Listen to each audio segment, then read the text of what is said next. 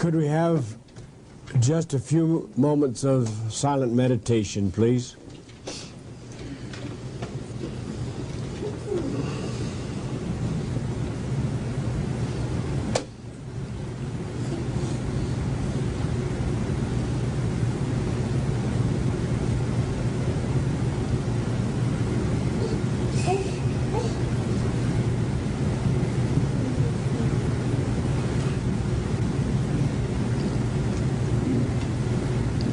Amen.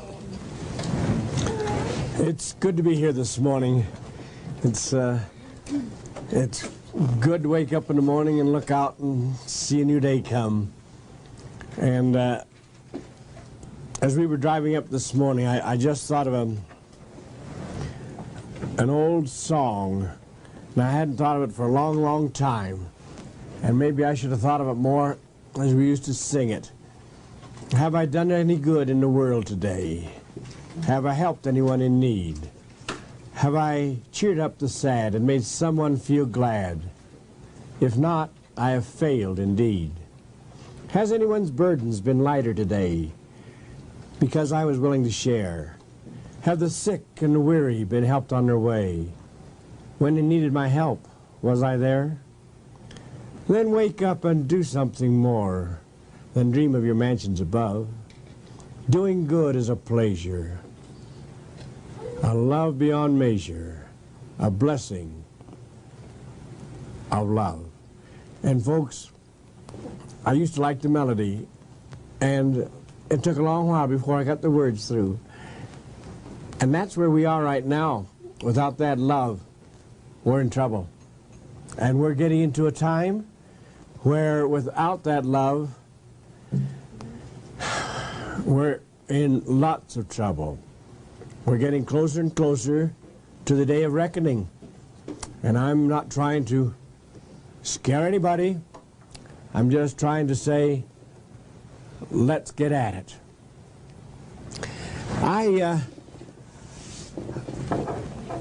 Each day, we have something to look forward to. There are days when we wonder if it's worthwhile to get out of bed. But we find it is after a while. You've never really lived until someone comes up and says thank you. And that's the key. Thank you, that you have done something for somebody. We who are here today have the opportunity of getting lots of thanks between now and the time that we call it quits. Lots of thanks, and why? Because there's going to be a lot of sickness. There's going to be a lot of unhappiness. And that's where we can fit in. That's where we'll do our job. Sure, everybody dreams of getting well and going to a doctor, but as we've been told, the time is now coming in this new Aquarian age when it won't be doctors, it'll be teachers. And that's what we're here for, to be teachers and to teach the way. We're on the skids. We're going downhill so fast as a world, physically and mentally, that sometimes we wonder if there's any chance. But there is. With a group like we have today, and the people that you teach as you go out to help others, you'll take those by the hand that are on the skids going down and take them up the path and take them into a new life, a life of happiness and health. This principle of health is a lot more than meets the eye. We have the type that get the big muscles, and they seem to be healthy. That's fine, providing we have the 5-star routine, and it isn't all just physical, because there's got to be mental. When it comes to the mental end, there's more there than meets the eye. We have today more sickness on earth that can be cleared or could be cleared if we would go more in for love, because heart attacks, and there'll be 50,000 of them between this time right now and this time tomorrow. 50,000 heart attacks in the United States alone. And every one of them comes from fear. Everyone with a heart attack gets that heart attack from fear. This is one thing that love can overdo. Cancer. Yes, 1 out of 4. We have some authorities that say 1 out of 3. And we have others that say it's now a contagious condition that will become a plague. There are others who say it's already a plague. And where does it come from? Hate. Hate. Hate brings on cancer. Hate brings on arthritis. Hate brings on many dreaded diseases. Until we find out why we are sick, let's go on and learn about love, and we'll find we'll get sick automatically if we don't do it. If we do it, we'll get well. I've told this one before, but I was quite concerned.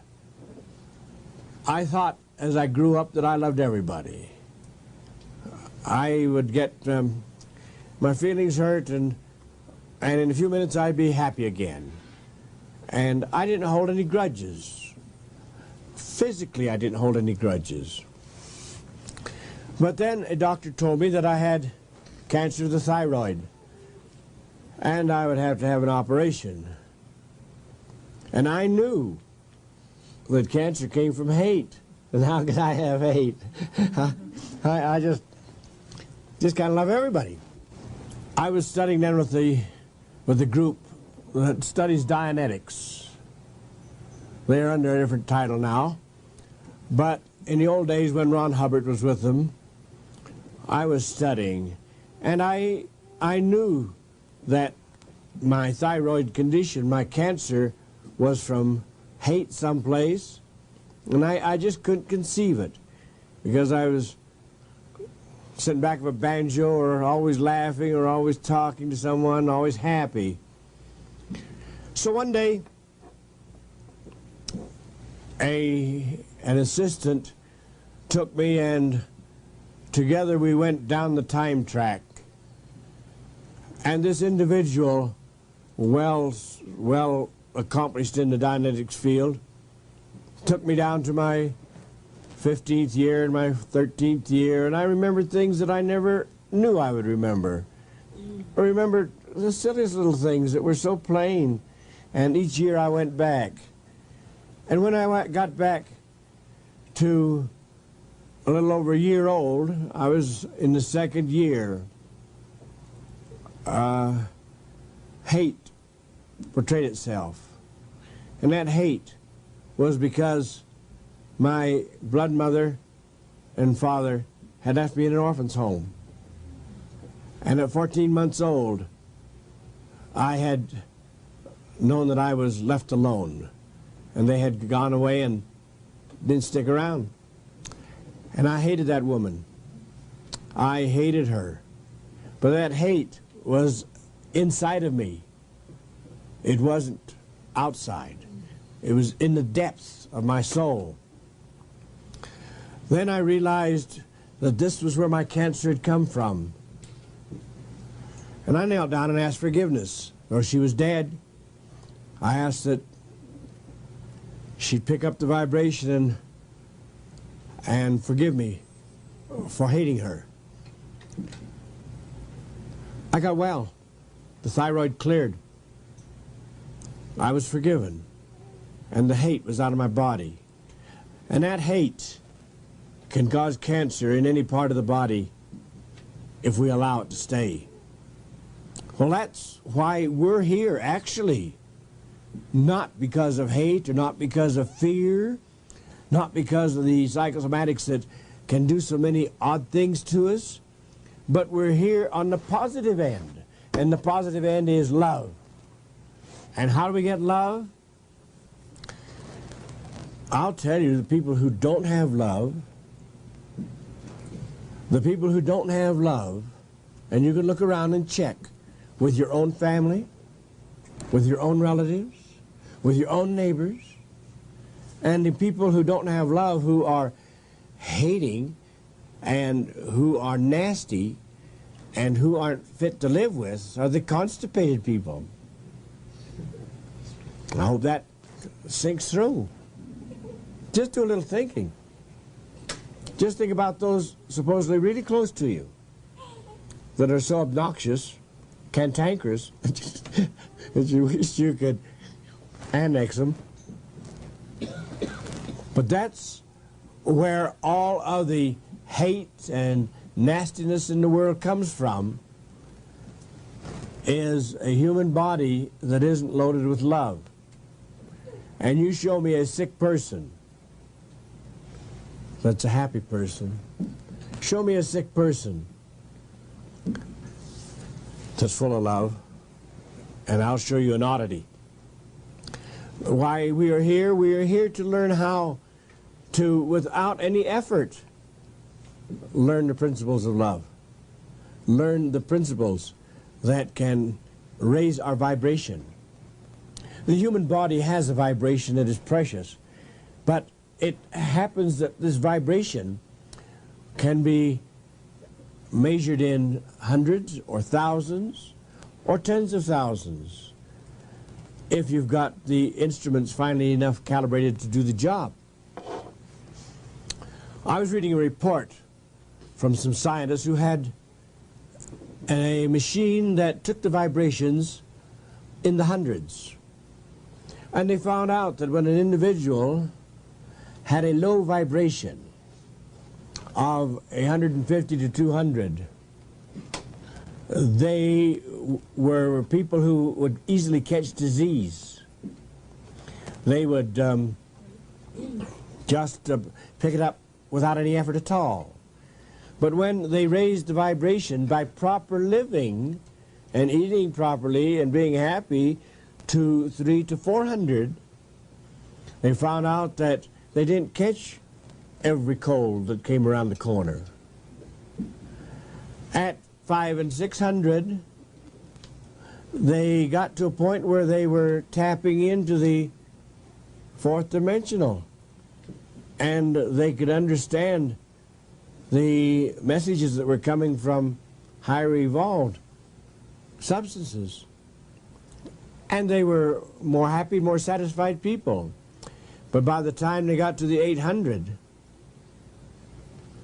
they were ready to take on fourth dimension. They were ready to go to a new type of living. This is our attainment now, is to raise the vibration of the human body. If you don't believe this can be a fact, take any individuals that are difficult. I had two interesting cases, two boys, they were brothers. One was just preteen and the other was just in his teens.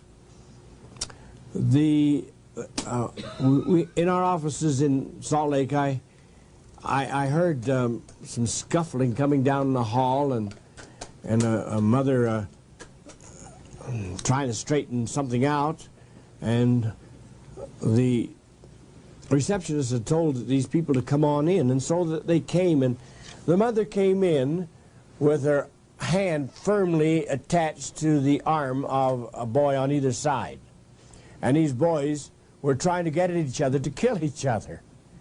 They were just ready for mayhem, and she was using all her strength to keep them apart. She brought them in and said, "You're the last chance that we know of. We have been to every type of doctor we know. We've been to psychiatrists. We have been to mental institutions, and they say there is nothing they can do. These boys just hate each other. They despise each other. Unless we have adult supervision with them 24 hours a day, they will use a brick or a board or something against each other to try and finish off the other one." And she said, "It's making an old woman out of me." Well, I could imagine that. So I gave them the Christopher glare, and they were afraid to move for a minute or two, and they wouldn't have minded so much if they'd known I used that with my Sunday school class too. But they cooled down, and I found out what they were eating.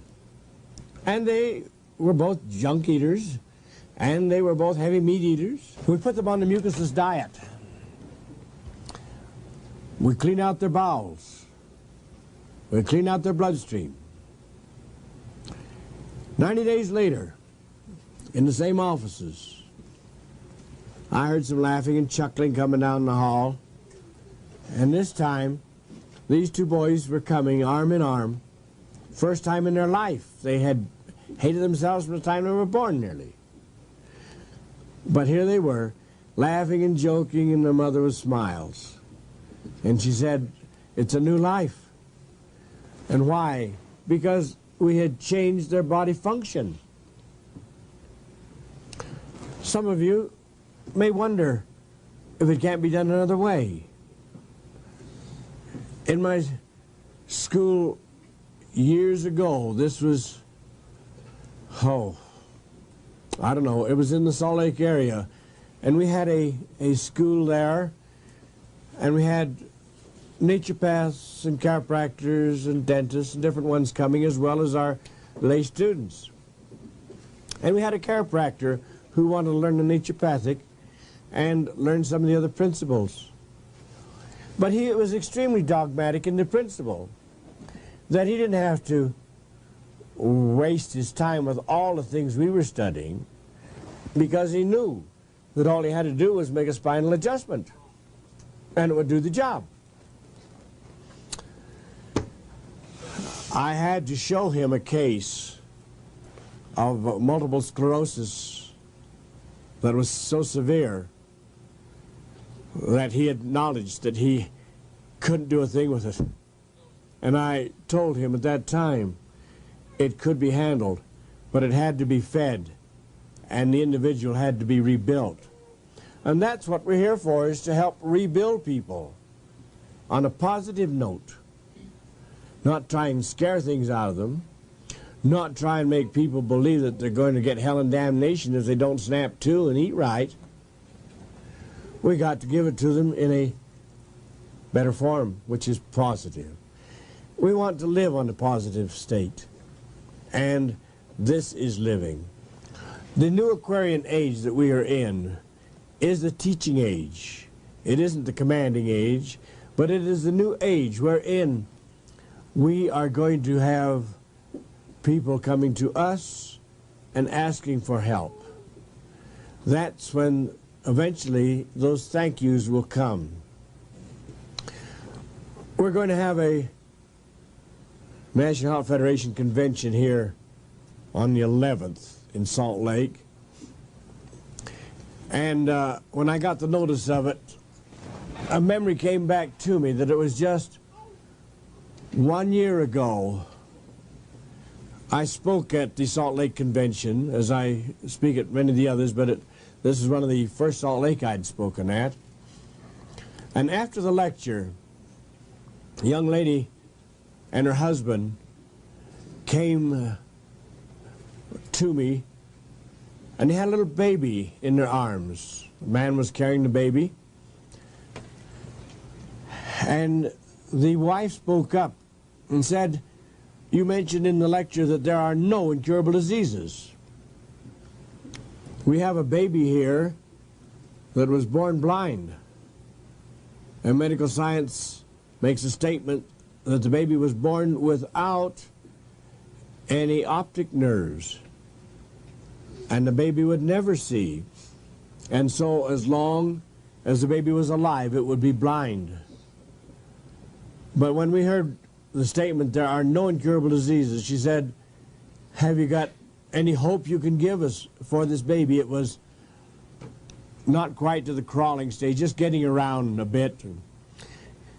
but it was definitely blind. It had been pronounced by a number of medical doctors that it had no optic nerves at all and could not see. We gave the parents the recommendation of using our eye formula, the Eye Bright formula, and using the B&B tincture. And if they would use this as explained and do it regularly, they could get nothing but good results. We couldn't guarantee anything, but we would tell them this, that it could do no harm to the child at all. Just a few months back, I was in Boise, Idaho, on a series of lectures going through, and the young man that accompanied me came back stage, and he said, there's a young lady out front that insists she's got to talk to you. And I said, well, you know how I feel? And he said, yes, I told her that just before a lecture that you generally try to unwind because you just come in from the plane and you were a little on the weary side, but she insisted. So I said, all right, have her come back. And when she came back, she brought a baby of a crawling age. And she said, do you remember me, doctor? And I looked at her and I said, no, I don't. And she says, well, at least you're honest. She said, my husband and I saw you 6 months ago at the National Health Federation in Salt Lake City, and you said there were no incurable diseases. We told you about our little boy that was born blind. She said, we took your advice. And she said, this is the little boy. We now roll a ball across the room, and he crawls after it and retrieves it. Or we put little bright pieces of paper on the floor, and he goes around and picks them up. He can see. All right, 6 months. That was all it took for this child to have optic nerves restored or put into his eyes that weren't there before. And it was from the love of those parents and the desire, and from feeding the baby the proper herbal foods that redid a job that was said couldn't be done. This is a thank you. She came backstage to thank me.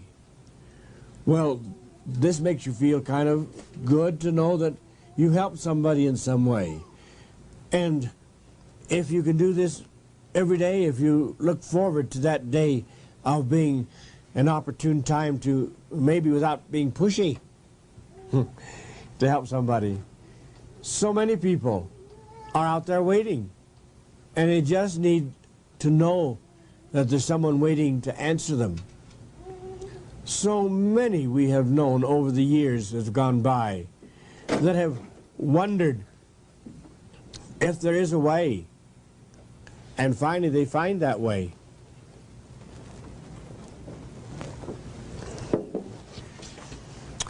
We have found the way, and it has taken us many years, gradually, step by step, locating a way to make a new life.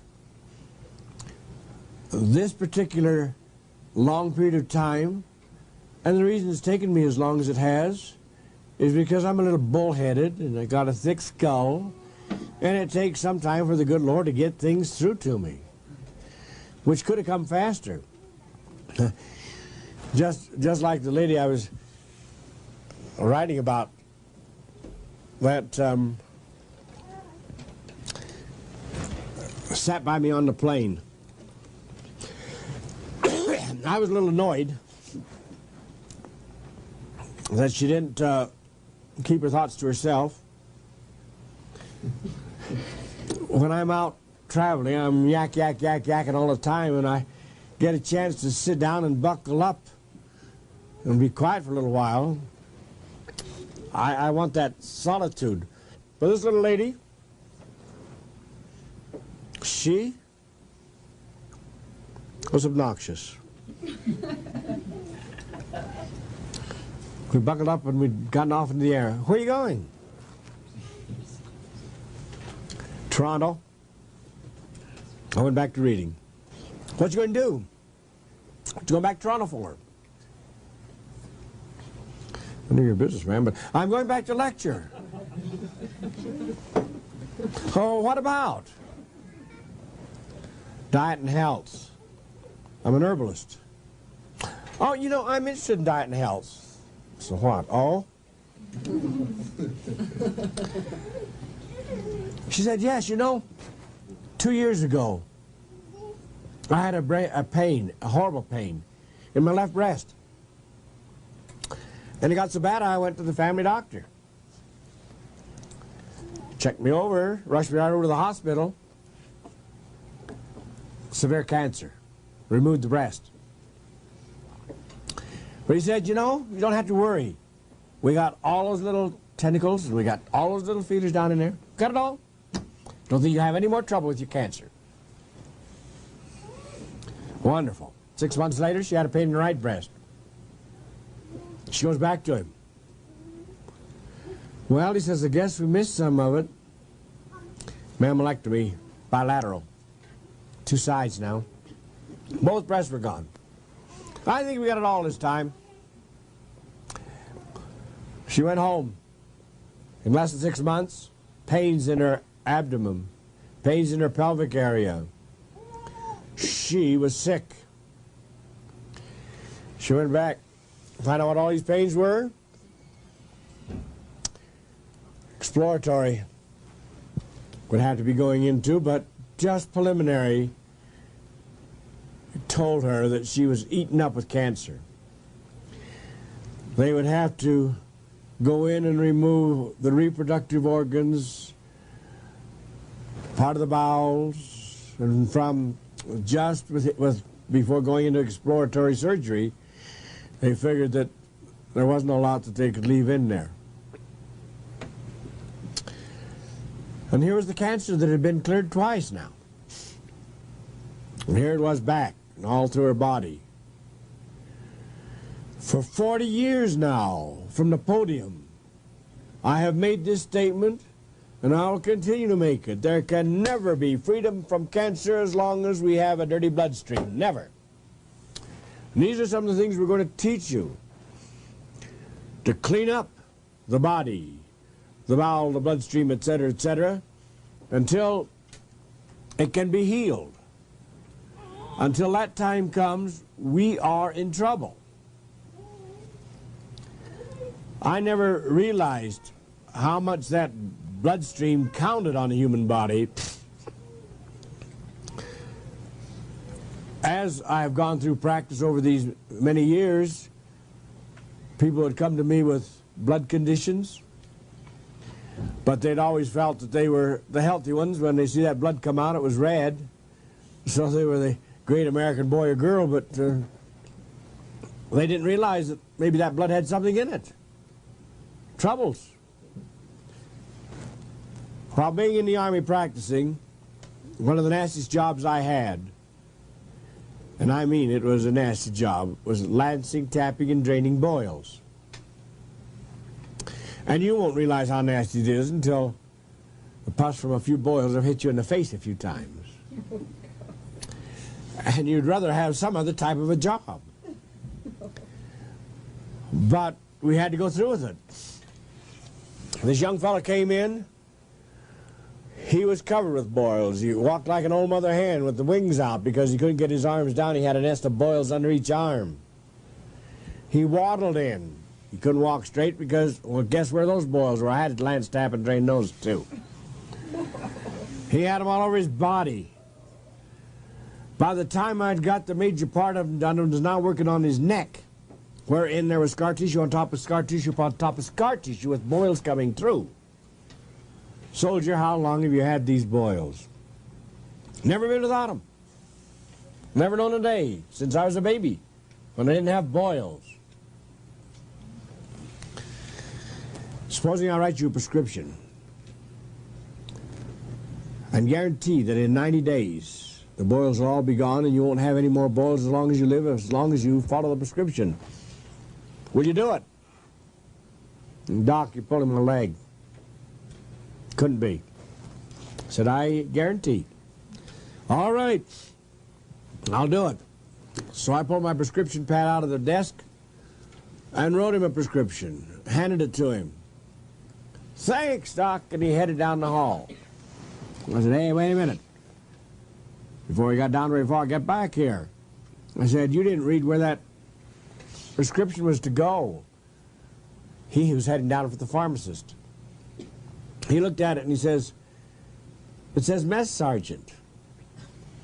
And I said, yeah, mess sergeant. And this is what it said. This man is to have fruits, vegetables, grains, nuts, and seeds. All raw possible, balanced, pre-soaked, or low-heated. And that was the prescription. I signed it. He looked at me. He wasn't sure whether I was pixelated, all there or not. He said, okay, I'll do it. I'm game. 90 days we kept him under observation, and he had not a boil on his body in 90 days. Why? Because we changed his body function. All right. We kept him under observation as long as he was in the service and never had another boil. Now, how does this compare with the lady with the mammolectomies, with the breasts removed? What did she have? She had 2 boils. Glorified boils at 14,000 plus each is what they average. But they were from the bloodstream just like the soldier's boils were from the bloodstream.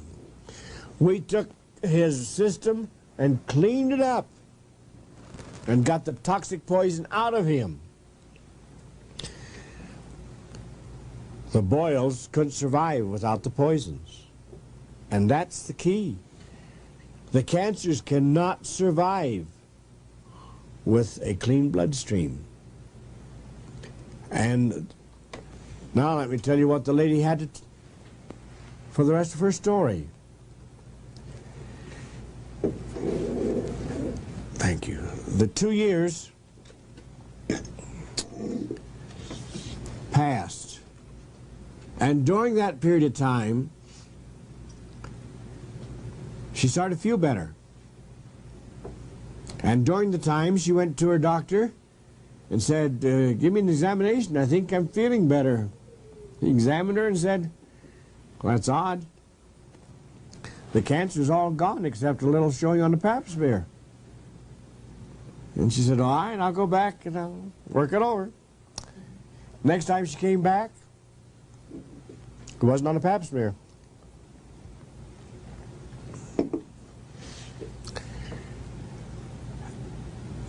Then she found she was completely healed.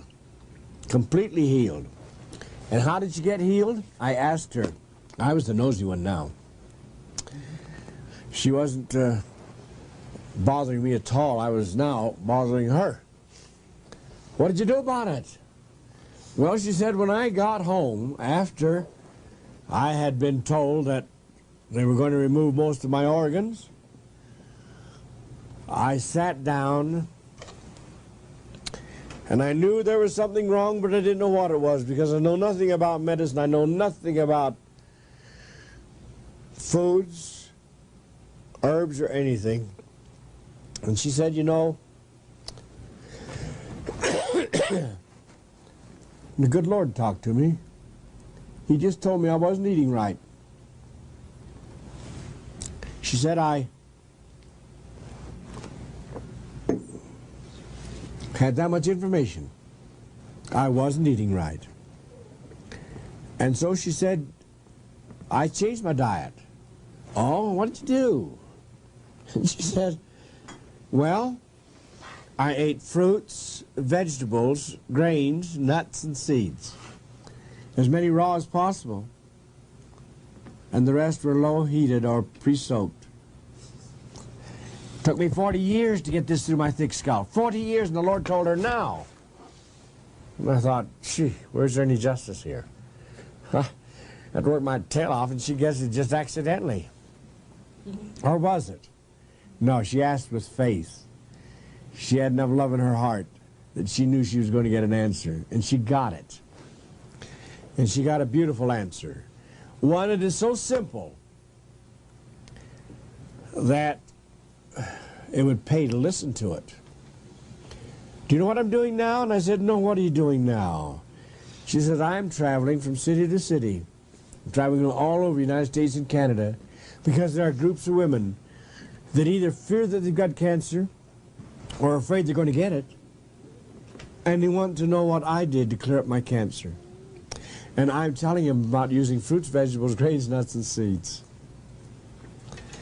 That's as simple and plain as anybody could ask. This is the program that I think the good Lord likes. And the reason He likes it is because it's simple. The reason I like it, I'm not too smart. I'm simple. And I think it's great. Well, there is the key. Fruits, vegetables, grains, nuts, and seeds. If we start right now and we're ready for it. But are we ready? She was. Because she cut herself right down and went to work on it. But are we ready? Sometimes we have to have a little bit of help. And that's where our programs fit in. Sure, we've got the advice now. We know what to do. We give the advice when we say fruits, vegetables, grains, nuts, and seeds. That's the oldest advice that's been given to mankind.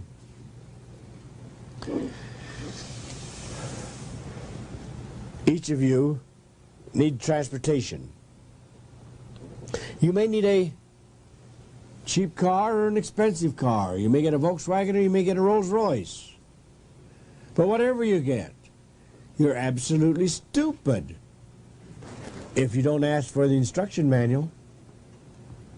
That instruction manual will tell you the type of fuel to use, the SE oil to use. It'll tell you how to take care of it inside and outside, so that car will operate smoothly over a long period of time, so that not only you're happy with it, but the people who sold it to you will have lots of recommendations coming in, because you got a car that's lasted a long while. So you've got to have an instruction manual. Where do we get ours? We have an instruction manual. We don't have an automobile, but we have a vehicle. And this vehicle is more accurately built and a better piece of equipment by far than anything else is on earth today. This vehicle is built to last 1,000 years. Did you get that? 1,000 years. This vehicle is completely computerized. It is so well built that it can operate on its own. It was given half a chance. It is equipped with a brain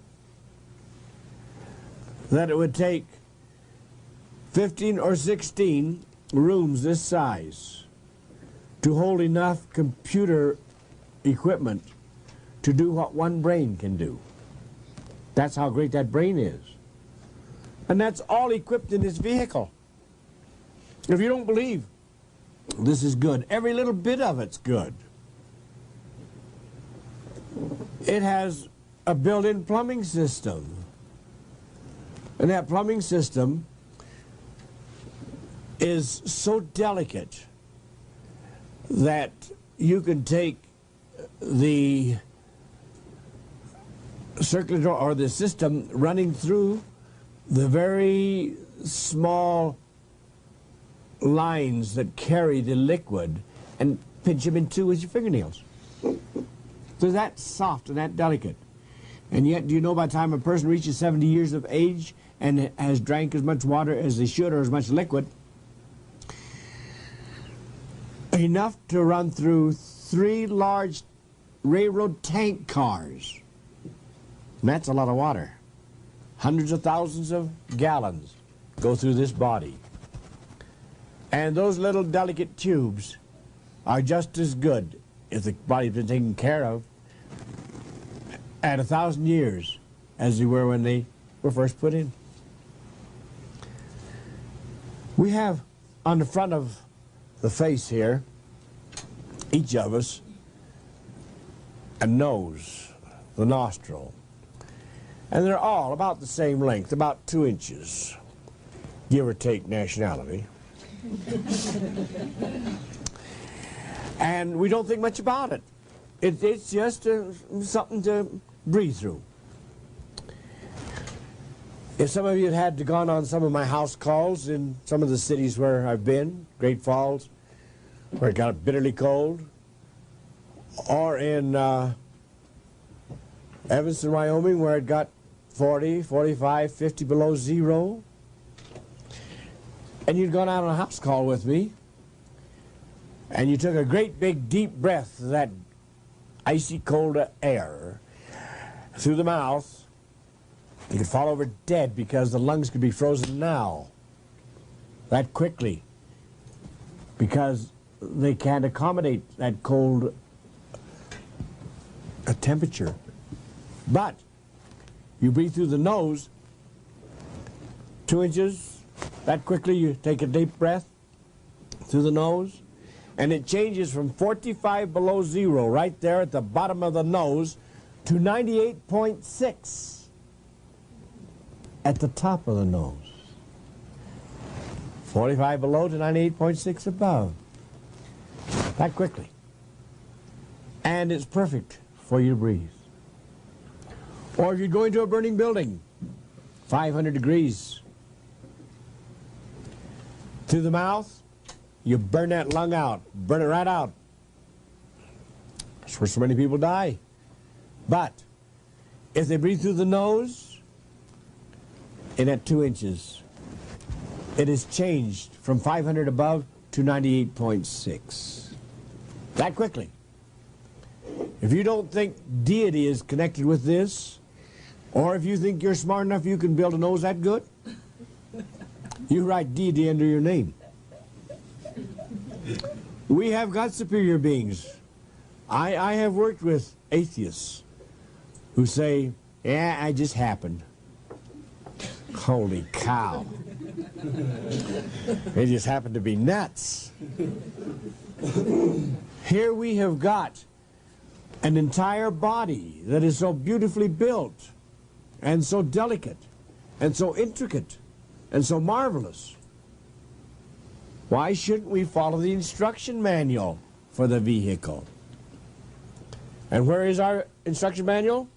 It's the scriptures, you bet. The old scriptures and the new scriptures. And when anybody speaketh from the Lord, and you know that's where it comes from, that's some of the newest of the new scriptures. We've lost a lot of ours. As you know, the Bible isn't what it originally was. But we used to have the book of herbs. And the book of herbs was one of the greats in the Bible. We miss it. One day it will be established again. But in our latter-day scriptures, we're given these instructions and some of the information that was lost in the book of herbs. And one of the things that we have got to stop and think about is the fact that it tells us the very types of foods that we eat and where we're going to get them. Let's go to Genesis chapter 1, 29 and 30. It says, and the Lord's speaking now. He's the one that built this vehicle. If we had trouble with our Ford car and we lived next door to Henry, we'd go over to Henry and say, hey, this fool thing isn't working right. No, I can fix that in a hurry. I built it. I know how to fix it up. All right, the good Lord built this. And so, he tells us now how to keep it in good condition. And in Genesis, he says, I give you all green seed-bearing herbs, to be used as meat for man. Meat is fuel. Meat for man and meat for the beasts of the fields. He even goes way back when the lamb will lie down with the lion part. But he tells us the whole thing. It's right there for us. And what are seed-bearing herbs? The herb, actually, as you'll be learning in the classes that we have, ranges from the smallest microscopic herb that is hard to detect to the largest mustard tree or sequoia tree. These are all seed-bearing. And many of these seeds look so much alike that it's hard to tell what type of plant it is. The seed from the mustard tree is a tiny little seed, extremely small. And yet the mustard seed grows, develops into the largest tree known on earth today. The mustard tree is an ancient from the Asian area, and it's one of the largest trees. But it all comes from the seed. And what comes around the seed? Something to nourish it, something to take care of it and sustain it. And so around each one is the fruit, the vegetable, the grain, the nut, or the seed.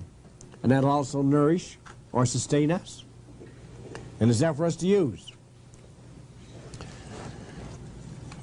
The herbs are divided down the middle. On this side we have the nutritional herbs. On this side we have the medicinal herbs. Ezekiel tells us of this. Ezekiel 47:12 says, "And the fruit of the tree shall be for meat, and the leaf thereof for medicine." He's trying to tell us that if we eat the fruits, we can live 1,000 years. And if we don't, some herb doctor had to mix up a batch of leaves, straighten us out. And this is the truth. It works just this way.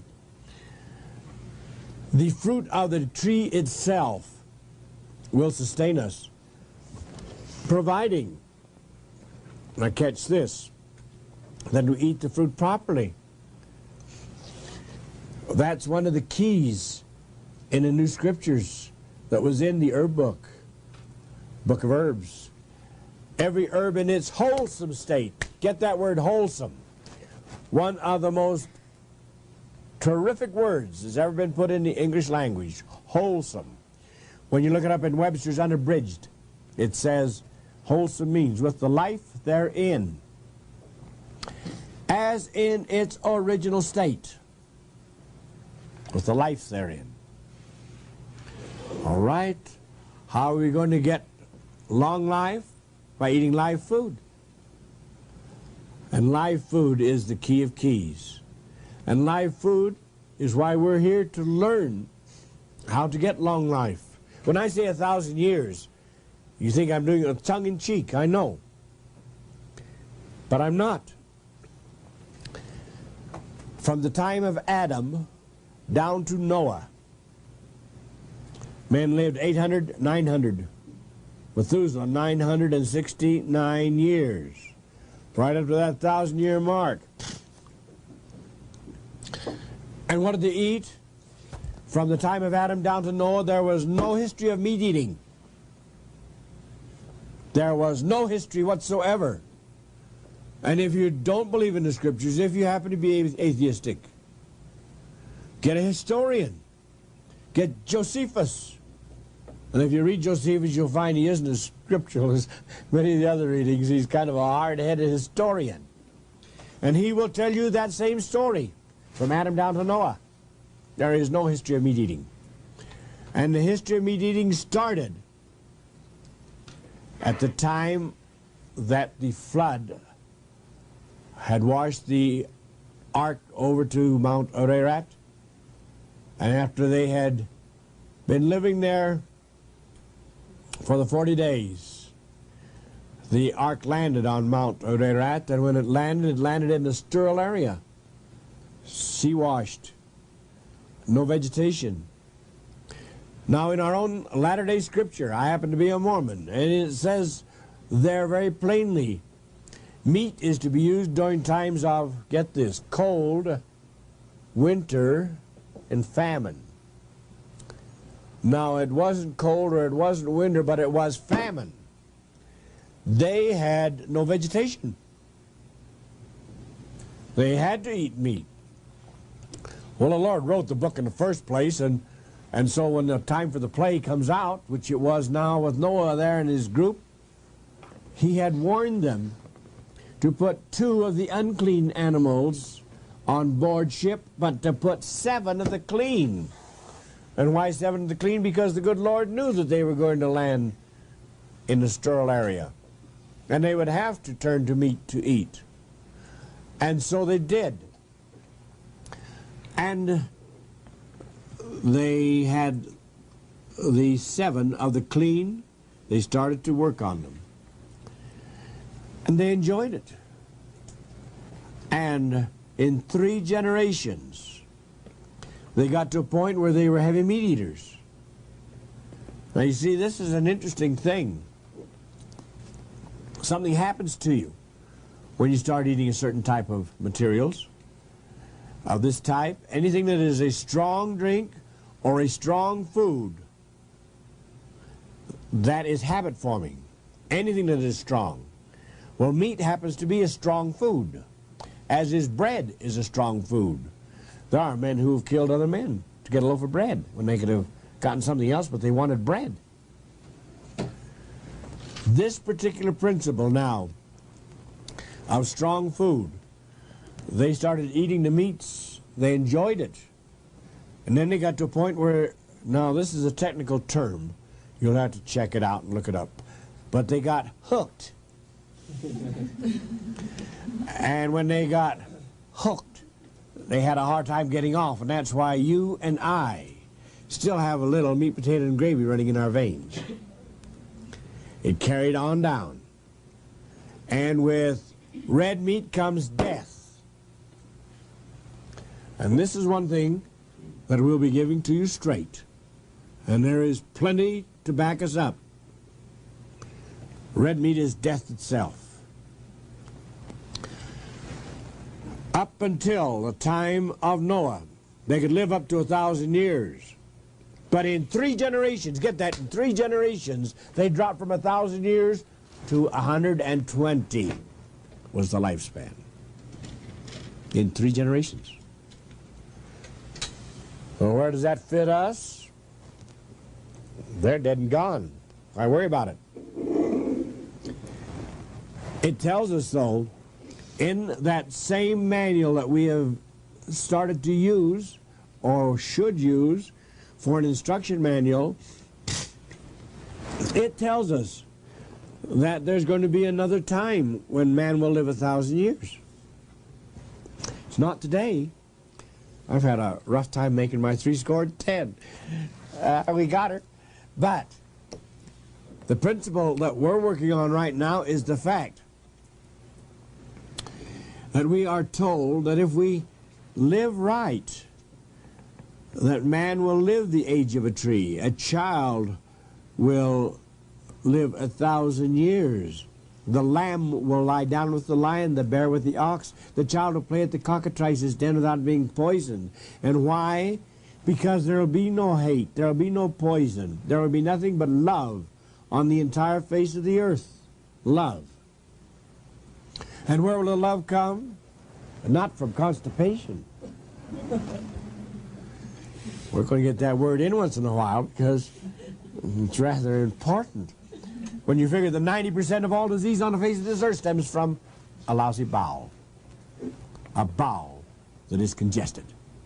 90%. All right, the lamb will lie down with the lion, and it says there'll be no, get this, there'll be no sickness. There'll be no death. If there be no sickness, I won't make the grade. All right. There will be no sickness. Why? Because we'll all be healthy. Well, what are we worrying about? That's not until the year 2000. That's a long ways off, 2000. Or is it? It's 1980 right now. That leaves us 20 years. 20 years. That's why we're with the Aquarian Age. We're the forerunners. We've got to warn and forewarn. We have got approximately, give or take, 20 years to do something about it, because at the end of 20 years from now, there will be one, statisticians say, 1 out of 10 still alive. 1 out of 10. The remainder won't make the grade. And the reason you won't make the grade? Because there will be wars and rumors of wars. There will be earthquakes and tidal waves. Those who live properly, whose bodies are clean, who are on a high vibration, will be prompted and told where to move and how to go and where to finish off at so they'll be safe. Yes. But those who live properly will be able to go out, as you, I hope every one of you will be able to go out among those that are on the skids going downhill rapidly during the plagues.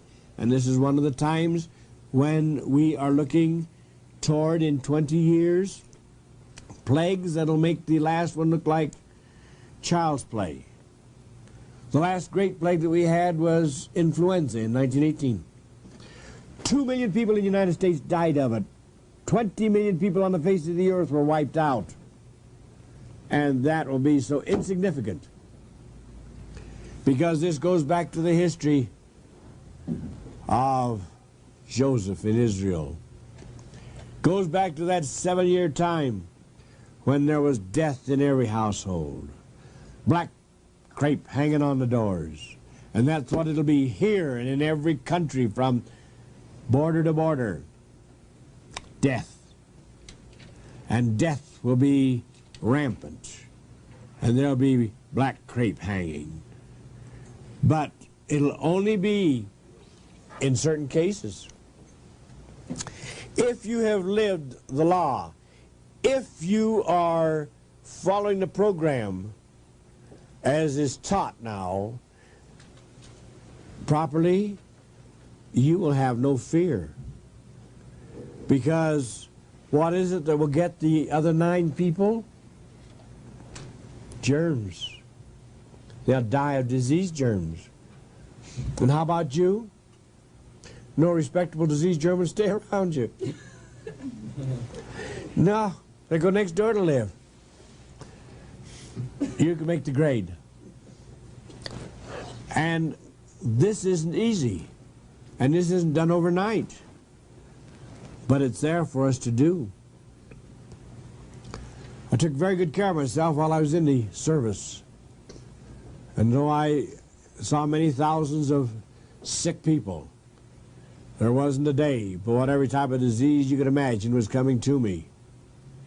I never got a sniffle. I never had any problems during the entire time I was in. Why? Because I kept my body in a perfect condition. A condition that we'll be teaching you about, wherein germs won't live around. This is the key. This is that 1,000 years when there will be peace and happiness and harmony, and where there will be no hate. And there will be no hate because we'll have healthy people. That's what our education here today is for, to see that we can not only help ourselves but many more. Down through life, there's only one thing that we can do that's beneficial, actually, and that is to help other people. And when they say thank you, it might be just with a look in the eye. It just might be a thank you. Or it might be that they, deep down inside, are so grateful. They know that you helped them. So that's where we are now on the helping end. And you don't have to worry being on the helping end. It's not going to be that expensive to you, because the good Lord will see that funds will come to you to help others. The human body has got to be cleaned, and cleaned perfectly, if we will attain that high vibration. I have been at 3 different conventions: Anaheim, Seattle, and a third one wherein these conventions were for people who believed in unidentified flying objects. And I was one of the main speakers. Yes. But they asked me to speak, not because of flying saucers or I believed in them, which I do, but they asked me to speak because they wanted to know how that people could raise their vibration of their bodies so that when the crucial time came, and many who believe in unidentified flying objects definitely believe that when the cloud comes over, it'll be a cloud of saucers. But each of them will have the power through their equipment to elevate people. Yes, judged by the Lord? We're judging ourselves, really, because with a weak body, we will not be accepted. Well, this is why I was asked to go to these unidentified flying objects conventions, was to teach people these very principles of renewing the body and making it whole and getting it to a point where the computerization would pick up those highly evolved individuals and save them, where the righteous will be gathered into a cloud and the wicked will burn as stubble. This is going to be an interesting time. I think we're the luckiest people in the world. Absolutely. To be able to be here at one of these closing scenes. And this is it. So now, our procedure from this point on is to learn how we are going to make this body a little bit more respectable. How we're going to make it so that we can pull through. I was extremely blessed, more so than most of you. The Lord was kind to me. He saw that my condition when I was born was steered through a certain channel. Now, we read in the scriptures about sins of the parents to the 3rd and 4th generation. Sins of the parents, now these can be sins of omission, or they can be sins of commission. Now the sins of omission, Nellie up the street or John down the street, they let their kids eat all kinds of garbage. And their kids are healthy. So why can't we let ours eat garbage too? Junk foods. Yeah, why not? All right, they got us snowed under. We kind of believe it. Sins of omission. Yes, we have lost our sense of knowledge there. So this is a sin of omission. We've omitted doing the proper things. But the sins of commission, we know very well that we've hit that bottle too hard. Our heart's going out on us, and our child's heart would be weaker and weaker. If we smoke too heavy, whatever we do is not right. That's a sin of commission.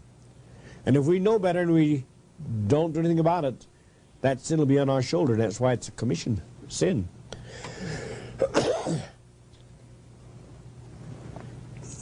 This sin of omission and sin of commission is one that goes down to the 3rd and 4th generation, you remember.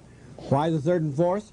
Because, look around, those who are in a line whose parents have had heart trouble and grandparents have had it, and grandparents and great-grandparents, go back to the 3rd generation, and the person who has carried that heart condition through 3 generations is a pretty weak soul. They can't make the 4th. It might be the liver, it might be the spleen, it might be something else.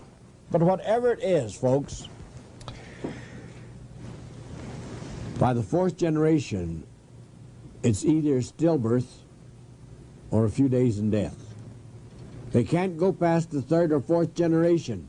And we in the world today are on the skids. We're at the third and fourth generation. Why didn't the Lord say the fifth or sixth? We couldn't make the grade. We couldn't get to the fifth or sixth.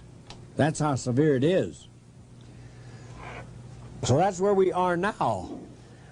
But each time we come down, we know we made mistakes, as I have made mistakes, as you have made mistakes. And the next time around, we want to live so that we can overcome these mistakes. And so how do we get here? Don't blame your parents because you had a bad heart. Don't blame your parents because when you were born, you got diabetes. Don't blame them. Blame yourself because you knew that you had to come down through that line of the inherent weaknesses to get the type body you have got. We're not all born with perfect bodies. Far from it. Far from it. I was blessed to be born through parents who handed me a package of rheumatoid arthritis. And that package was such that for 70 years I have suffered with it. And I'm in my 10th anniversary of my 7-year cycles. Every 7 days, 7 weeks, 7 months, 7 years. You go through these cycles where for 6 days, 6 weeks, 6 months, 6 years, you accumulate toxic poison and you dump on the 7th. I'm on my 10th anniversary. And I am dumping for the year. Holy cow. I asked for it. I asked for it. I don't want any sympathy. Just want some ridicule. Why don't you snap out of it? Come a little closer. This body that I have was crippled when I was born. I've spent 7 years in wheelchairs, 9 months, a year, 14 months at a time. I've been on canes and crutches. And I praise the Lord that in my 10th anniversary now, sure, I might be sniffling around, but I'm still able to get around, and I'm grateful for it. Medical science said I wouldn't live past my 40th year. I couldn't make it. I had cancer. I refused to have it removed. Removed. Lance tapped and drained. I had a broken back, and I wouldn't allow them to fuse it. I had many other things wrong with me. I wouldn't let them take the thyroid out. I wouldn't let them do a lot of things. And so they said I couldn't live past my 40th year. One of those 4 eminent physicians, bless their souls, they went their way and followed their instruction manuals. And I learned about another way to go. The way the Lord opened up. That's when I wrote the little booklet, Just What is the Word of Wisdom? Right, it came to me at that time. And from this, 3 of those doctors are dead. The 4th one's on the skids. And I am doing 100 to 120 cities a year. And I love every minute of it. And the reason? I've been blessed. I have been blessed that I was so sickly and have been so sickly all my life. With every type, you name it. I'm just grateful the Lord was kind enough not to give me the diseases you ladies have. That added on, I couldn't have made the grade. I'm glad that I came through the channel I did. All right, so this whole thing is to give us a lesson and teach us. I have been taught this way, and in teaching, I pray that I can pass it on. And so that we won't have our sins of commission and sins of omission. We are talking on the principle of preparing the body so that it can have long life. I'm going into a principle now that is understood by many, and it's time that it's understood by more. And that is the power of the human body operating on electricity. The human body, surely we have to eat, we have to do a lot of things to keep it going, but it is powered by an electrical energy. 35 years ago, I was teaching this, that sure, we have to use certain foods and certain herbs and different things, but unless the body was kept clean, the electrical energy would not do the job that it was supposed to do. Well, I was quite highly ridiculed by an electrical engineer who told me that the thing was a fallacy. And I said, I don't care how you feel about it, I know it's the truth. Just before he died, not too long ago, he notified me that he wanted to talk to me. He said, we haven't seen each other for years, but he said, if you could come down to my laboratory, I'd be glad to spend some time with you if you can spare it.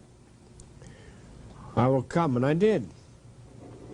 He said, you taught the principle years ago that the body operates on electrical energy. And he said, I ridiculed it.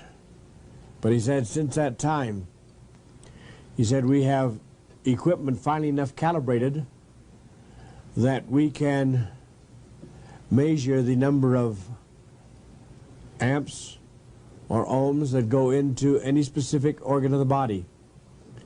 And if we find that the liver or the heart or the kidneys are not using as many ohms or amps as they should, that they are in malfunction. And we have used it just the opposite of what you have said. We are now finding this is a diagnostic equipment. And he said, I wish to apologize. He said, because you were right from the very beginning. Now, this man was the one who invented the bouncing bomb. He was the one that transferred the German death ray during World War II to a life ray by reversing it. He did a lot of amazing things, but he was close to death before he finally found that we were accurate. And here is the principle. The atmosphere around us is a little congested here, but nevertheless, we have the universal power here. Prana, call it what you wish. It is over the entire atmosphere. Oftentimes you'll notice a small infant or a small child will be playing with another one that you can't see, but they will be talking back and forth, and you think that you have a pixelated biological reproduction. It isn't that way at all. When born, we have a small opening in the top of the head, a soft spot. You know, you don't go punching that. That soft spot finally grows in. But that is the opening for letting the prana, or the universal power, come into the body through this, which is the opening to the third eye. As the power comes in, it goes on into the brain, down the spine, and hits the chakras and covers the entire body with electrical energy. As the child grows, the soft spot becomes hardened, and yet the pattern is left there, and it is an open door, and it can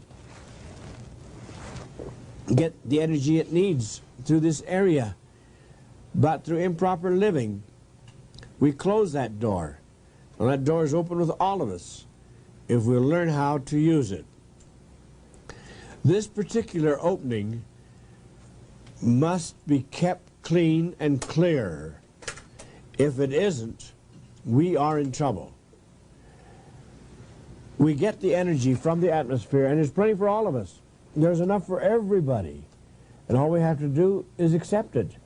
And it comes through the spine, through the chakras, but it has to be, and this is the important part, grounded out.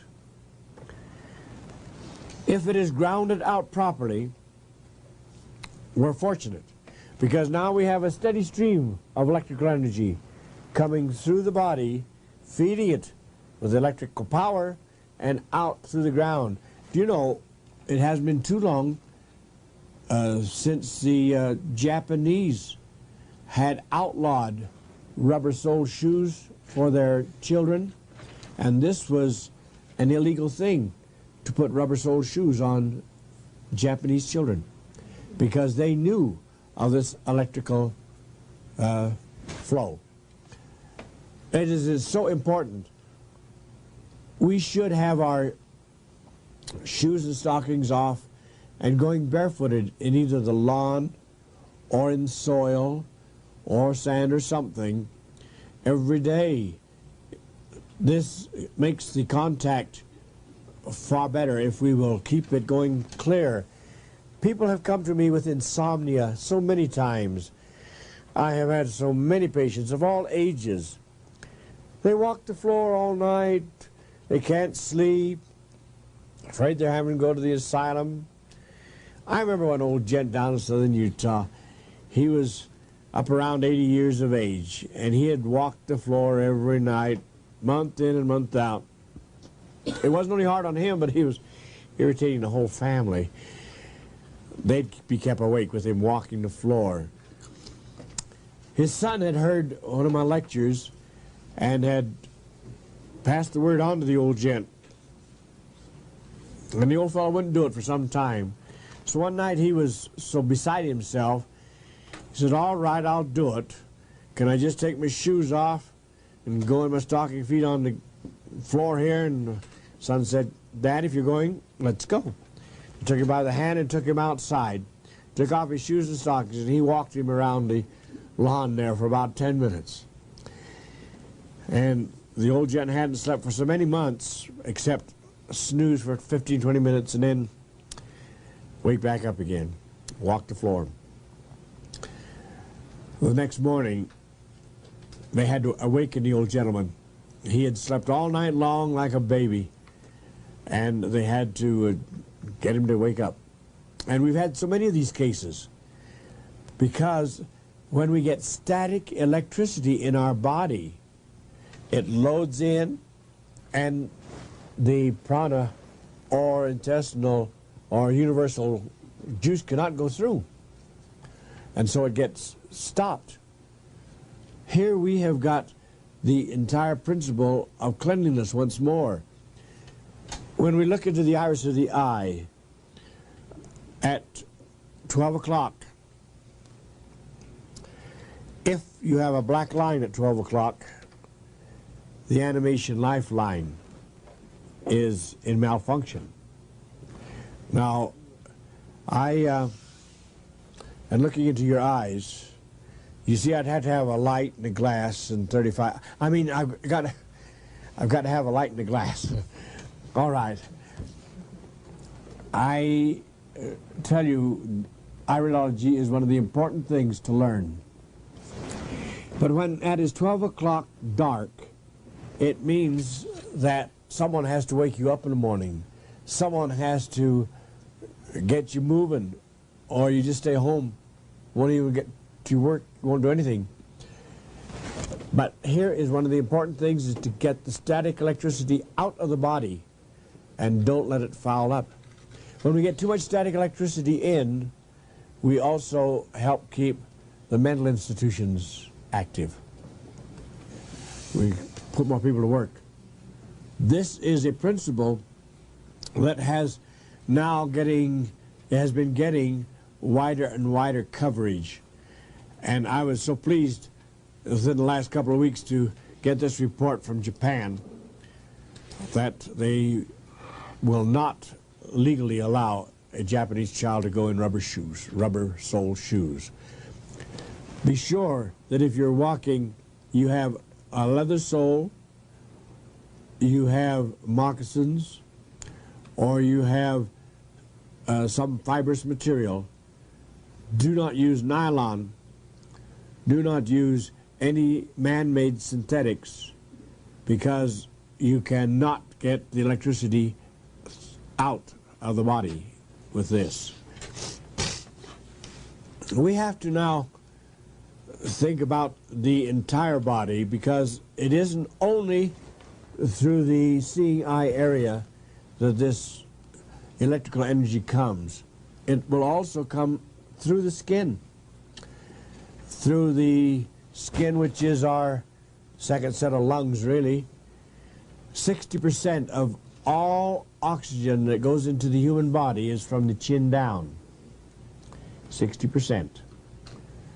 And so we have to start thinking about keeping the body clean. If the body becomes grimy, loaded with oils, it can't breathe, if the skin is dirty, if it has not been taken care of properly, you're not going to be able to breathe through that skin. Skin brushing is extremely important, but that skin brushing must not be done with a nylon brush. It must be done with a fibrous brush of natural fiber or bristle or something of this type. If the skin is brushed thoroughly, it will accentuate the electrical energy and the breathing possibilities. As we perspire, the skin gets, the pores get filled up and clogged, and we've got to keep a clean body. That's why we should have a bath every day we live, a hot and a cold one. A hot one to loosen up the accumulated mucus and the filth that's in the body, and then a cold one to close the pores. There are certain types of fibers that we should not wear. The type we should wear, as many of you know, is cotton, wool, linen, and silk. Silk is superior. It's the greatest of all. It comes from life itself, from the silkworm, who uses live material, which is the mulberry, to make the silk. Live mulberry. And so silk is the most perfect one for breathing, and it is the most perfect one for long life. It is great. Your wools, your cottons, your fibers from animals, but never use man-made synthetics. Never use nylons, acrylons, and things of this type. They do not breathe. What really bothers me is when I see some of the sleeping bags that are made up of synthetics, and the individual is hemmed right in. You know, you can take any individual and put them into tights, nylon tights, from the neck down over the whole body, hands, feet, and the whole system. That individual will not live past 90 days maximum. I don't care how healthy they are today. It's like the little lady in Goldfinger. They painted her body gold. She died. And that's what's happening when you're wearing synthetics. Now, if you've got synthetics on, don't take them off right now. But do a little bit of thinking about it. We have got ministering angels and we've got destroying angels. And the ministering angels are the ones that go in and do it right. And the destroying angels are the ones that go into the sick room and put beautiful synthetic bedding over them, and beautiful synthetic night clothes, and beautiful synthetic death. Just think of this for a little bit. We have today more and more cotton and silk and wool coming on the market, and I'm so grateful for this. Do you know, I remember the days when we would have to travel to many stores to find me a cotton shirt. They were all synthetic or a blend. But today there's more and more cotton shirts.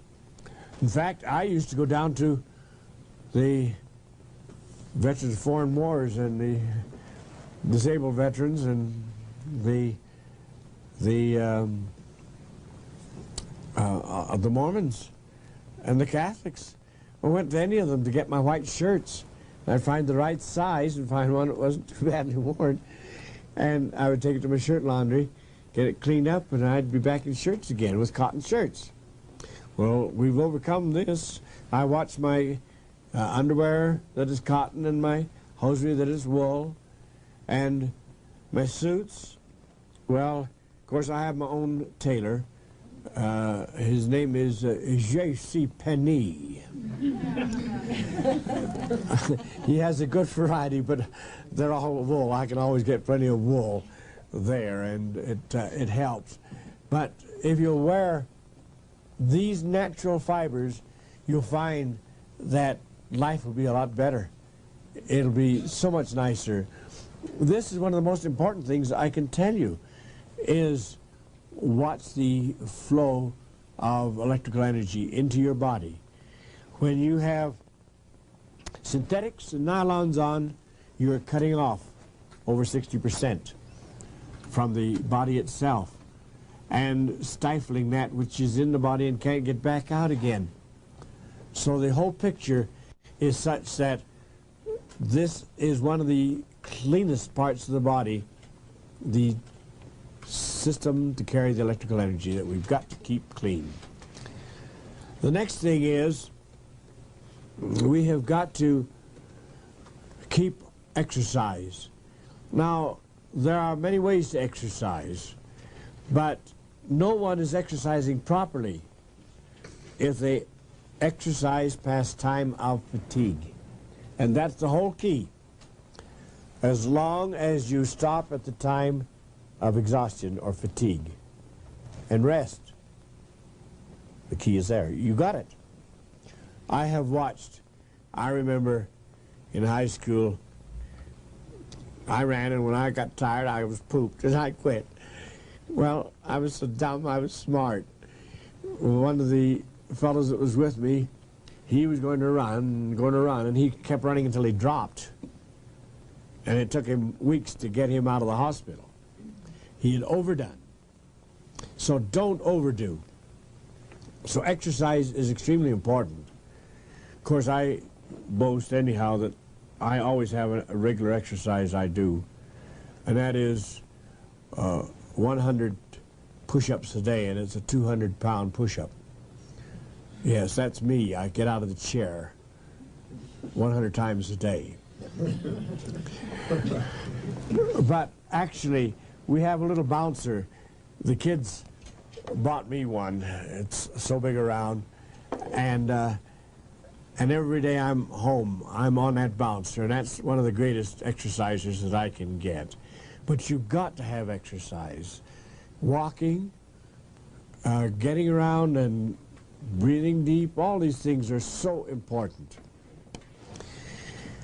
We are now going into a little bit about diet. This part is extremely important because this is what kept them alive for 1,000 years. We've got to tap into this now. Fruits, vegetables, grains, nuts, and seeds. And how to get them, how explicit must we be on just how we use them. I was down at a health restaurant down in Winslow, Arizona, I believe was the name of the place. It was one of the best restaurants I've ever been in. But I partner didn't go in because on the wall just before we went into dinner was a chart, and it said, this is the way food should be eaten. Don't mix these foods with these over here, and by no means allow these and these foods to be combined. It's all right to mix some of these and these over here. Well, I was now ready to get my attorney from Pittsburgh in to help me. I was getting so confused. I didn't know whether I should go and eat anything. I was afraid I'd kill myself from that chart. we make things so complicated.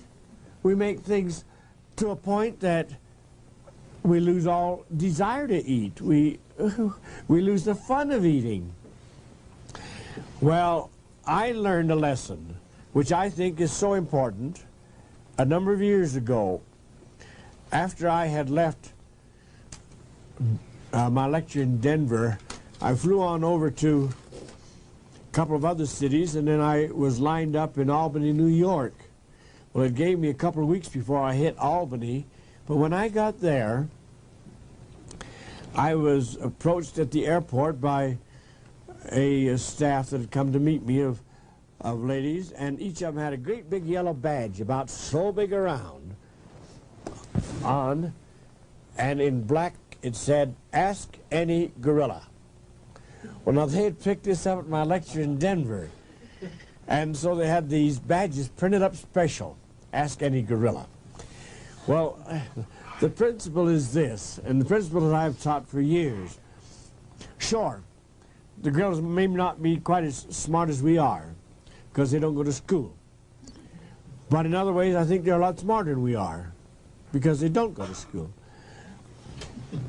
The gorilla does what it says in the first place.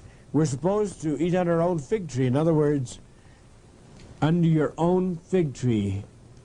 That means any areas where you're living. An apricot or an apple or a peach tree. It's figuratively speaking. But under your own fig tree. And the gorilla lives under his own fig tree in that area.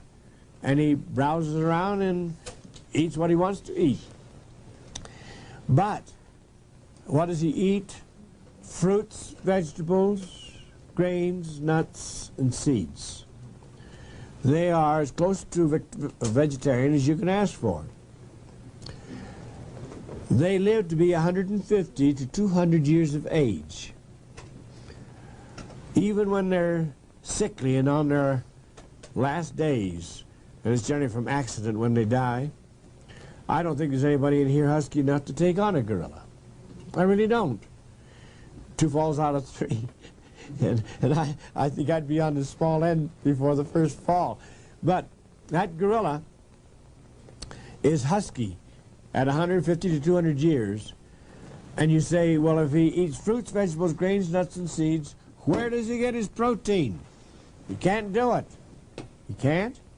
Well, he does. And if you don't believe he has plenty of protein and calcium and other things in his body, check any gorilla at 150 years of age, and they have their own hair and they have their own teeth. Can you beat that? They are healthy. Why?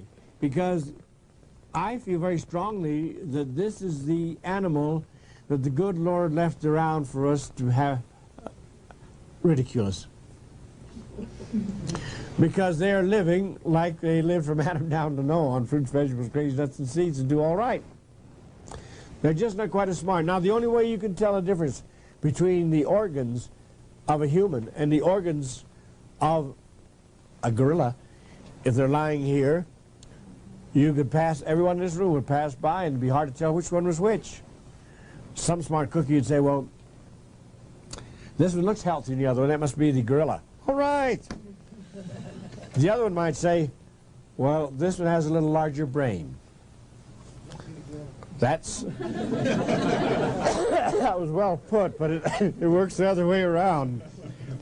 We've got the larger brain, but we don't use it. Now, every organ in the human body and every organ in the gorilla is identical, except some are smaller, some are larger. Now, the brain is smaller in the gorilla, but that has been a great blessing to it because it can't read and it can't get some of the negative things that we get in our reading. So outside of that, I think let's eat fruits, vegetables, grains, nuts, and seeds in their wholesome state. I mentioned that word before. I'm going to mention it over and over, wholesome. Let me just give you an example of what I mean by wholesome. We are told not to use sassafras bark tea. Sassafras bark tea is high in safrals and it's dangerous to the human body. Saffron itself will kill an individual.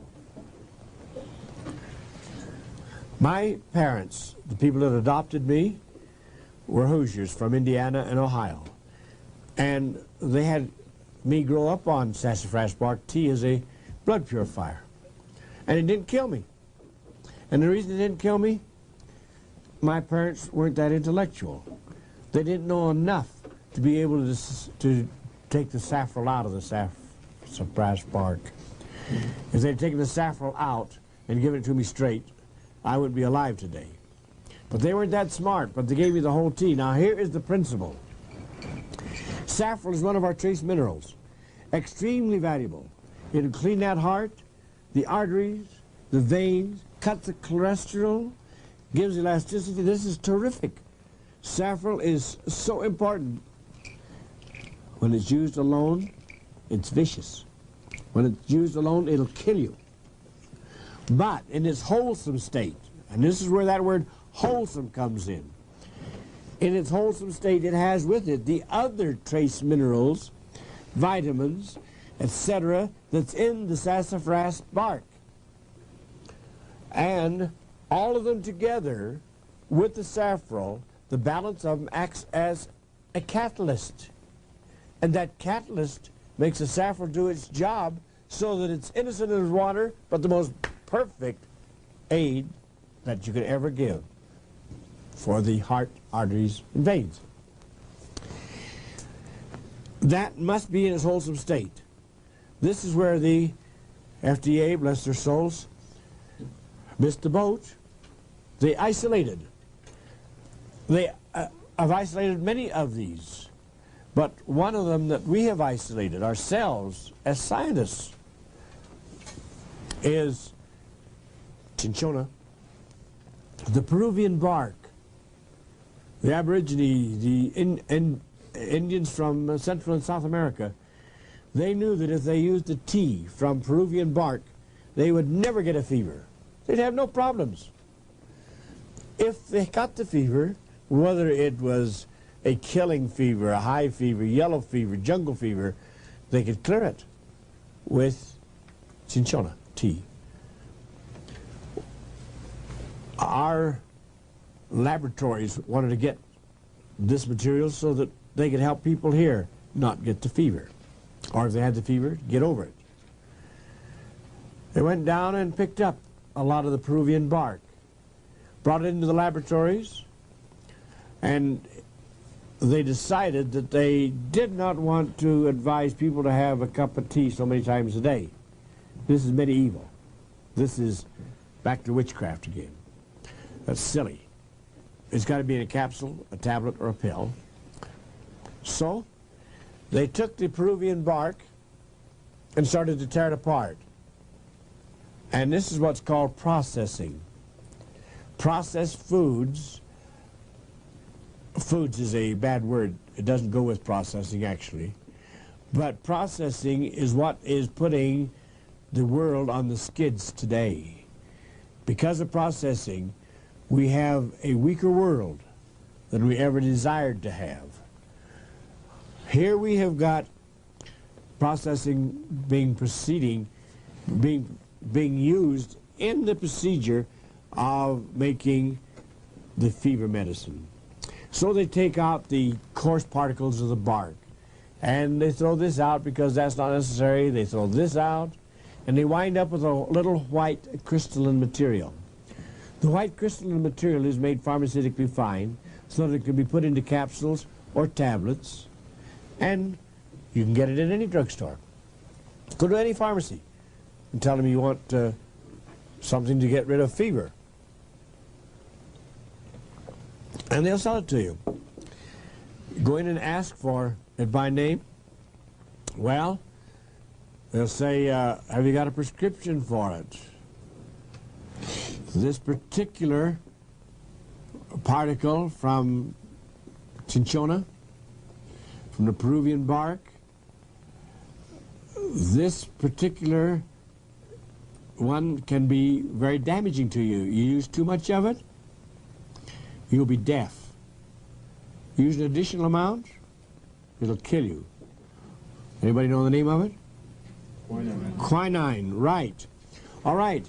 Now, quinine has to be with a prescription.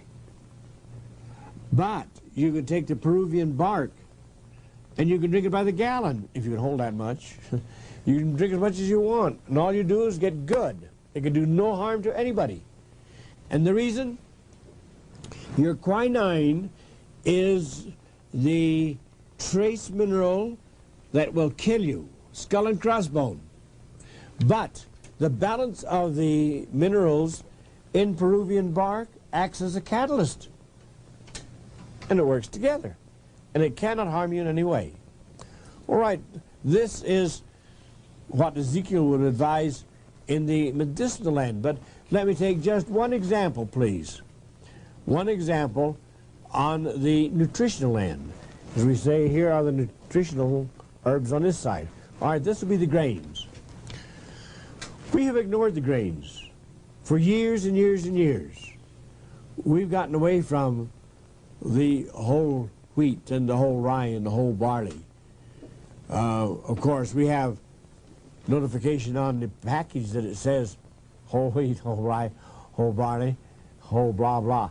But it's a little on the sad side because it isn't whole. Our friend Dr. Kellogg would today roll over in his grave and bawl if he saw what his grandkids were putting out on the market. He put out a good whole grain at one time, the best that's been on the market that's been made up that way. But what do we do today? We take the wheat. This is the best example we can get. Take the wheat and we take the outside coat off of it, which is the bran. We discard the bran and give it to the horse, like the horse, because it's too coarse for us good folk. And we take off the next two layers, which is, that's called the shorts. And those next two layers is made into chicken feed or turkey feed. Now what do we got left? White flour. You think I'm going to ridicule it? I'm not. White flour is great. White flour is one of the finest things that we have got, folks. It's terrific. Now you take a big pot of white flour and put water in it and stir it up. And you have got a paste. You put it on that wall, put wallpaper over it, and you can't get that wallpaper off. It glues it right on, puts it right in, and it stays there. You can't get anything better than white. Well, of course, they put the 5 coal tar derivatives in there. That should make it a little better, you know. How long can you live on it? Well, that's something else. Why do we talk about paste? You know we don't drink paste, or do we? Well, we have our pastries, we have our white breads, we have our Twinkies, we have our miscellaneous things, and we have a pot to mix them in too. This is the pot, big pot. We mix it in, and that liquid makes up our starch. And that starch you can put on that wall, but we don't have any wallpaper. Well, we have something else down in there. We have some extra fecal matter. And so we put the paste on, and we put a layer of fecal matter, and another layer of paste, another layer of fecal matter. That's what causes constipation. You know, that bowel gets smaller and smaller and smaller, layer upon layer. In autopsy, a person has died, we want to see what's been wrong. We cut them open. We make an incision across the descending colon. And you hold it up and it looks like we have cut a tree trunk in two, because it's got layer after layer after layer solidified in there. This layer upon layer doesn't tell you the years, but it tells you which years were the lush ones. This is the sad part. We've allowed this to happen in our bodies generation after generation because we eat like our parents ate, and they ate like their parents ate. And we have been going downhill, weaker and weaker bowels. We've got to reverse this. And when we reverse it, we're going to strengthen them. Well, this particular principle of grains, we have got to eat them in their whole state. And if we don't, we're in trouble. Wheaties, that's supposed to be whole. There's a lot of them that are. But are they? We have a test for that. The word in the scriptures that say all wholesome herbs, that means the life therein is in the original state. We have the test for this. And this is how we test our herbs, nutritional herbs. We take our grains. We have a principle that we have taught for years, and that's pre-soaking and low heating. We pre-soak the grains as many hours as we need to, sometimes overnight, sometimes longer. Millet doesn't have to have as long as soaking, of course, as turkey red wheat. They regulate according to, and beans, of course, an extra day or two. But as we soak these up, they're pre-soaked. What this is actually doing is like the rain coming out of heaven, falling on the soil and wetting the seeds. And as they get soaked up, they come alive. The water seems to be like the water in the womb, brings new life. And as that new life comes, fine. But unless some heat comes with it, we're in trouble. I was back in Wichita, Kansas, where they'd put in their fourth planting. They got plenty of rain. So much rain and no sun that the grains rotted. They wouldn't mature. They've got to have some heat. All right, so the rains come out of heaven and then the sun comes down. And the sun brightens things up, warms it up, and it's the sun that changes the grain from a 5, which is acid, which cannot be assimilated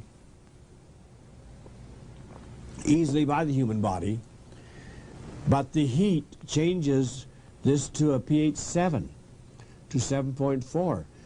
This change by heat, but it must be a mild heat, it can't be a hard heat. But that mild heat, like the sun, pre-cooking or low heating, this is what changes it. We had an interesting case. I've been teaching this for quite some time, and I remember out on Redwood Road, a fellow there raised his hand one day when we were talking about grains.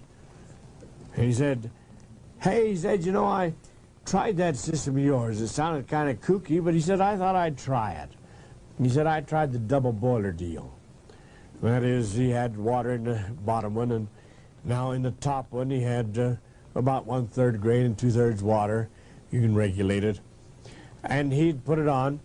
Well, he said he had soaked it all night the night before, and then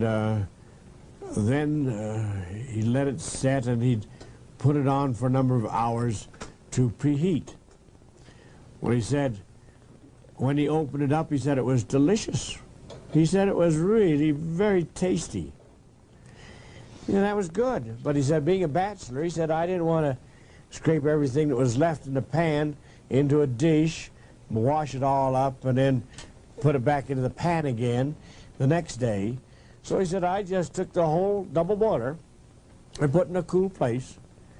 And the next morning, he said, I decided I'd heat up my breakfast. So he said, I swished the double boiler, and there was water in the bottom, so I turned the heat on. I went in and shaved, showered, and so forth and so on. And when he came back out, he said, my breakfast was ready. He said, I could see the steam coming up. And so he says, boy, I looked forward to it, and I raised the lid, and I looked in, and there, he said, there was green growth all over it. Sprouts had come all over this whole thing. All right, the day before, it was just soaked and such a little sprout it wasn't noticeable. But one day, and he had green growth. Well, he said, You know, he said, I believe you now. Well, of course, he had to learn the hard way. But it was good because those sprouts were still excellent to eat. Here is the key that we have got. One of the most important keys. And that is the fact that we can take wheat, barley, rye, millet, corn, any of them that we wish to, pre-soak them, low heat them. Now, I named those. Remember Shadrach, Meshach, and Abednego and Daniel? They lived on pulse, which is lentils. Yeah, they lived on lentils and were the wisest people in all the kingdom. And yet you go back to Ezekiel 1, and he tells us to eat the lentils and the beans. Did you get that? And the beans, and he mentions beans, and the wheat and so forth. So that they're all there for us to use. All right, now you can soak any of these. You can make some of the most delicious casseroles you have ever eaten from these grains that have been popped open. These casseroles, put your other things that you're going to add to it in the low heating end of it, and they will be absolutely exotic. You can make barley puddings, you can make all kinds of things besides the casseroles. Here's the key. We make a test piece of ground. Out in the back, we dig 2 furrows. Now in the first furrow, we plant some Wheaties and some granola, a loaf of whole wheat bread.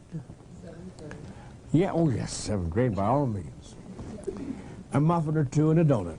And now we fertilize them well. We can't be stingy about it.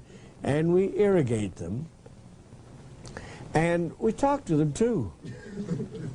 Now in the second furrow, we put in some of the cereals that were left for breakfast. Of course, they're all whole, uncracked, pre-soaked, and preheated. Now, sometimes we like to take several of those grains and mix them together. They're delicious. It's a little butter and a little honey. Boy. Well, anyhow, got some cereal left over. If you've had too much made up, plant that. Plant some casserole that's left over from lunch. Some of your beans that were left over, and your barley pudding. Plant that. All right, we got 2 rows now. And we irrigate, we fertilize, and we talk to each of these, do a nice job on it. Days go by, and that one row that has the grains and stuff we planted in, little sprouts are coming up, and everybody likes to watch things grow. Plants and kids and things. Well, there they are, they're coming up, but the other row doesn't do anything. It's just sitting there lazy. Not a thing. We think we've got to give it a little more time. We fertilize a little more, water it a little better, talk to it a little bit more. Days go by, nothing comes up. So we dig under there to find out what, and it's dead. Why is it dead? Because you can't get life from death. It was dead in the first place. It was processed food. Food. I hate that word with it. Processed merchandise. That's what it was. Processed. And it wasn't the wholesome that the Lord talks about. So what have we got now? We have got that which is good for man, which is wholesome, it's growing. And that which is dead, just do a little thinking now. What are we going to have for lunch? Well, anyhow, stay with live food. Just keep it as live as possible, and you'll have longer, better life. But if you're going to take dead food into your body, you're taking death into your body. And this is severe. If we will use your whole grains, we have got the key now that is one of the most important keys we have. Oftentimes we wonder, why is it that we have a teenager or two, and how could such a wonderful mother and father have such an obnoxious brat? as reproduction. It's almost impossible to believe. Well, it isn't their fault. We're the one that fed them. And we fed them processed merchandise. We didn't give them good food. We, in speaking at our National Health Federations and Cancer Victims and Friends and so forth, we hear this from medical doctors and naturopaths and different ones. But I remember one medical doctor made this statement at one of our conventions. He said, we have taken children that were so impossible, hyperactive, screaming individuals, and he said, we have changed them from their snack materials to 3 good meals a day. And he said, and I'm talking about fruit, vegetables, grain, nut, and seed meals. And he said within weeks, those children have changed from brats to little angels. Why? Because we are rebuilding a marvelous structure that's falling to pieces, decaying, and we're filling her back out again. And this principle, your very grains are loaded with hormones, with estrogens, with all of your Bs, your B1, B2, B6, B7, B15, all of them. B109, 118, 233. You don't know about those. Well, I don't either, but they're in there. They're all there. Every one of them, if we will leave them in their wholesome state. But when we start running down to the store and picking up some B6 or picking up some B1, processed. We say, sure, if you're in a very terrible condition and need a little of this to act to help you out while you're weaning back to the right diet again, okay. But if you get along without it, so much better. Now these, every time we recommend our mucusless diet, and that's what our fruits, vegetables, grains, nuts, and seeds are. This is our mucusless diet. We add wheat germ oil. And why wheat germ oil? Because we've been so devoid of wheat germ for so long. Now the wheat germ alone will do a little good, but so often it's stale. It causes hardening of the arteries, arteriosclerosis. So we use the wheat germ oil. We will add also some cayenne. Now why the cayenne? Well, it's hot. But that isn't the only reason. We recommend a teaspoon 3 times a day. We don't advise starting off with a teaspoon. You'll learn the laws of jet propulsion if you start right off with it in a large sum. But we recommend 1/4 of a teaspoon with plenty of water. 3 days a week. I mean 6 days a week. Can you use the raw wheat germ rather than the oil? Use what? The raw wheat germ, the flake wheat germ rather than the oil? We'd rather the oils. The oil is actually the blood of the vein. Yes, back here. Wheat germ oil's rancid most of the time. The people who advertise this are the people who don't know what they're talking about. I'll tell you the ones that are rancid. The ones that are in bottles and the ones that are not hermetically sealed. I traveled for a while with Jack Dumont, who was the national wholesaler for wheat germ oils. And he said, Doc, what type of wheat germ oil do you use? Viobin? And I said, no. I use Rex brand. Well, he said, why didn't you use Viobin? Well, I said, it's often a little on the rancid side. And I said, I've never found one container of Rex brand that's ever been rancid. The Rex brand comes in a metal can, is hermetically sealed, and it stays fresh until it's opened. And if it's got stale after you've opened it, before it's been all used, you can tell the person not using it because because if you use the right amount, it'll come out just right. And that has, my Rex brand has traveled with me at all altitudes and at all temperatures and all over the country. I mean, but it's good.